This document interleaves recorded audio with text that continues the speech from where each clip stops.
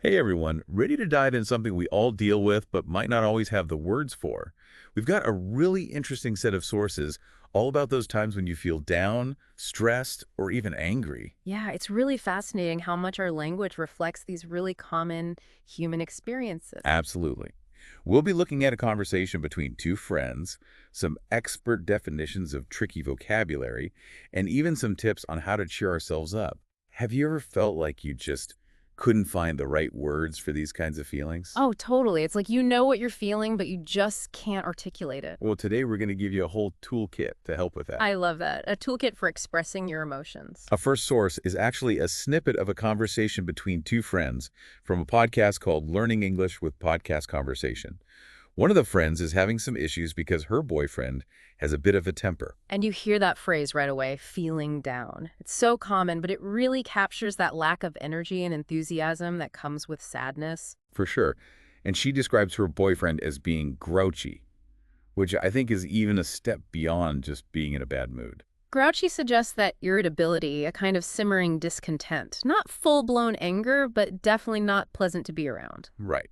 And she mentions that he's always getting upset, losing his temper, which is obviously stressing her out. Stressed out is an interesting one because it emphasizes that feeling of being overwhelmed, almost like there's pressure pushing down on you from all sides. Like a weight on your shoulders. Exactly. And then there's the fact that her boyfriend has a nerve-wracking job. I think that perfectly captures that feeling of anticipatory anxiety. Nerve-wracking really gets at that tension, that feeling like your nerves are literally being stretched thin. Exactly. It's like you're on high alert waiting for something bad to happen. And the conversation also uses the phrase on edge, which I think describes that feeling of being easily triggered or provoked. Absolutely. On edge implies a hair trigger response, like you're right on the verge of losing control. You're one little thing away from completely snapping. Right. And when we think about what makes people lose their temper, the dialogue actually offers some clues. Oh, interesting. Like what? Well, they mention things like a messy room, loud noises, even just a pen tapping. Wow, so even little things can set someone off. And I think that's part of what makes it so frustrating for the person on the receiving end. They might not even realize what they're doing to trigger those reactions. Like they're walking on eggshells. Exactly. And that's where coping mechanisms come in. The conversation mentions brushing someone off, which is essentially a way of avoiding interaction when you're feeling overwhelmed. It's like putting up a temporary wall to protect yourself. Yeah. But, as the friends in the dialogue point out, that can have consequences for your relationships. For sure. People can feel hurt or ignored if you're constantly brushing them off. And that can lead to even more problems down the line. So it sounds like communication is key here. Absolutely. Being able to talk openly and honestly about your feelings and needs is so important for any relationship. I love that. And speaking of communication, the video also talks about how friends can cheer you up when you're feeling down. But that's not always easy, is it? It can be tricky. Telling someone to be happy rarely works. It's more about being there for them, listening to them, maybe offering some They're distractions. doing something fun together. Exactly. Or sometimes just being present and letting someone know you care is enough. Mm. There's also this intriguing phrase in the video, you are something else. You know that. It can be a compliment or an insult depending on how it's said. That's such a great example of how tone of voice and context can totally change the meaning of a phrase. Language can be incredibly subtle. It's true. We've unpacked a lot from just this one conversation. And we've got even more to explore. Next, we're going to dig into some specific vocabulary words related to these emotions.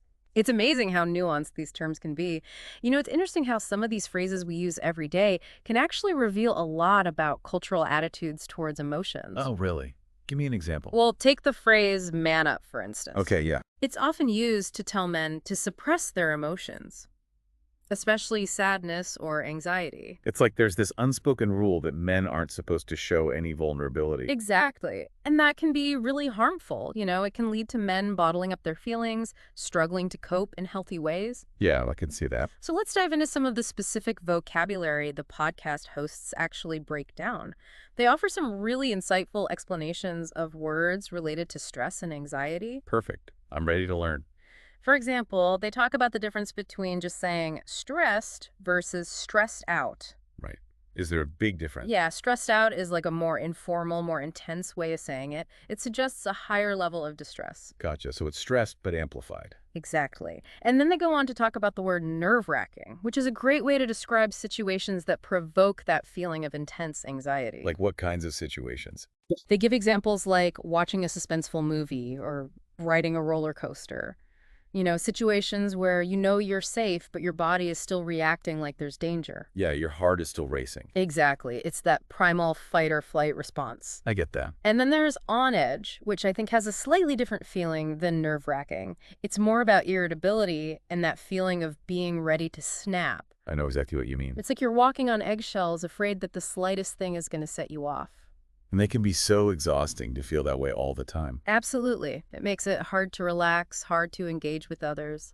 So how do you deal with those feelings? The podcast offers some suggestions, right? Yeah, they talk about the importance of finding healthy outlets for stress and anxiety, like spending time in nature, exercising, or practicing mindfulness. Those are all great ideas.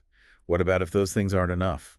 Well, they also emphasize that there's no shame in seeking professional help if you need it. That's really important to remember. Now, we've talked a lot about negative emotions, but the podcast also explores how to cheer someone up when they're feeling down. That's something I think a lot of us could use help with. Sometimes it's hard to know what to say or do. Well, the hosts emphasize that it's not about offering empty platitudes or trying to force someone to be happy. It's more about being present and listening. It's about empathy. Exactly. And they also touch on some interesting cultural insights, pointing out that different cultures might express and handle these emotions in different ways. Oh, like what? Well, for example, they mention that in some cultures it's considered taboo to express anger openly, while in other cultures it might be seen as more acceptable.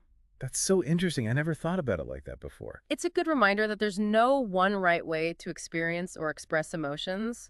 What might be rude in one culture might be completely normal in another. It's about being culturally sensitive. Exactly. So we've covered the vocabulary, the coping mechanisms, the cultural context, but there's one more element from this podcast that I want to touch on: humor. Oh, yeah. It's like they're saying, hey, we all go through this stuff, and it's okay to find some humor in it. And laughter really can be therapeutic. It can help us release tension, shift our perspective, connect with others. I totally agree. So we've really gone deep on this one particular source, but there's one more source I want to take a look at before we wrap things up.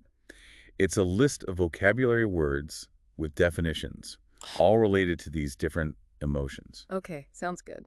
Okay, so this vocabulary list, it's really fascinating to see all these words laid out like this. Right. Even simple words can have so much depth to them when you're talking about emotions. Exactly. The first word on the list is just down, and the definition is feeling sad or unhappy.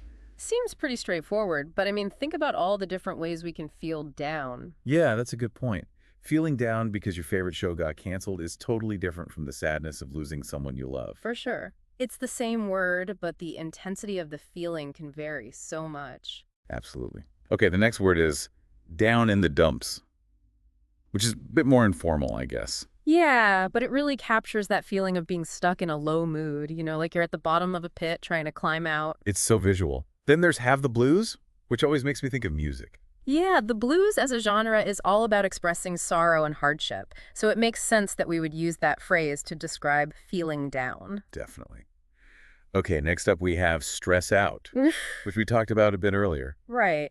But I think it's interesting that this definition actually includes things like to fluster, unnerve, or rattle. It shows how stress can really impact our thinking. Oh, that's a good point. Yeah, it's not just about feeling stressed, it's also about how that stress can cloud your judgment, make it hard to focus. You can't think straight when you're super stressed. Exactly. All right, nerve-wracking is next on the list, and I think that one really gets at the physical experience of anxiety. Oh yeah, nerve-wracking is like your whole body is tense, like your nerves are on fire. Right. And it doesn't even have to be a real threat that's causing it. Just the anticipation of something can be enough to make you feel nerve-wracked. True. Okay, how about rattled? I feel like that's a little different. Yeah, rattled suggests that something has kind of thrown you off balance. It's like you've been startled or shaken up. Exactly. All right. This next one always makes me laugh. Grinds my gears. Oh, I love that one. It's so expressive. It perfectly describes that feeling of something really annoying you. Okay, so we've already talked about brush me off, but I think it's worth mentioning again because when you see it defined as refuse to talk about something with someone, it really highlights just how dismissive that behavior can be.